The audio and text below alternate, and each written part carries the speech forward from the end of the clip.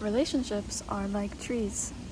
When they first start, they're like a small little bush, a little sapling, and the smallest of things can damage it, can uproot it, can cause it to die, cause it to get sick.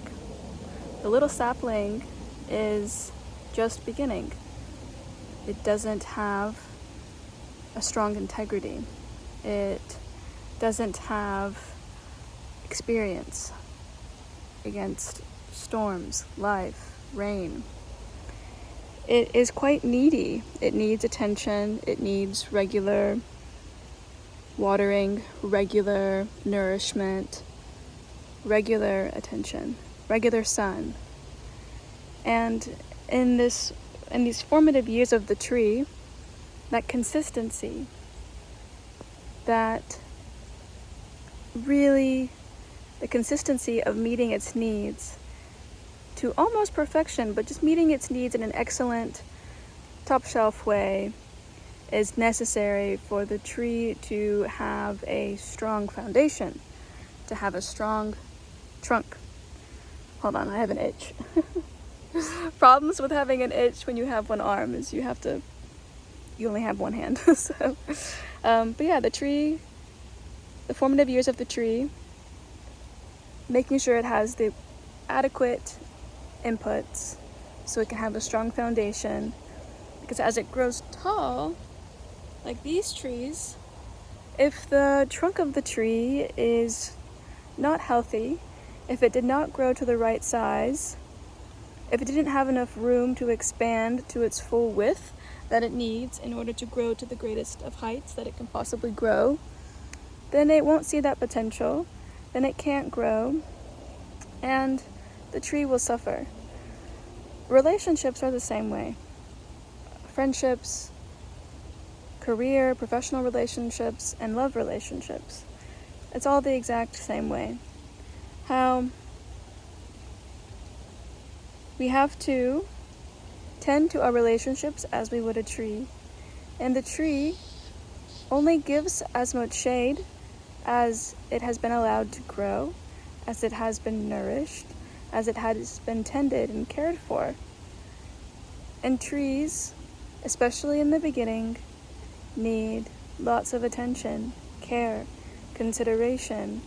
It needs, just like a relationship, it needs someone caring for it who is intelligent, who knows about the tree, and who maybe they don't know everything about the tree, but they go on a journey to discover and learn about the tree so they can make sure that they care for the tree in the best way possible. It's funny to me how our relationships are the exact same way, yet we treat them in almost a total opposite way. Especially new relationships. We put in a quarter of what we can put in because, fear of it not working out or fear of the other person or whatever. We let our fears get in the way of actually showing up and caring for something that we actually see value in. And then what happens is that fear just manifests. The relationship doesn't end up having value because we held back, because we feared that something bad would happen. And we make our fears come true in our withholding due to the fear, or due to the concern of fear. And I just find this interesting, and I'm thinking about this on my walk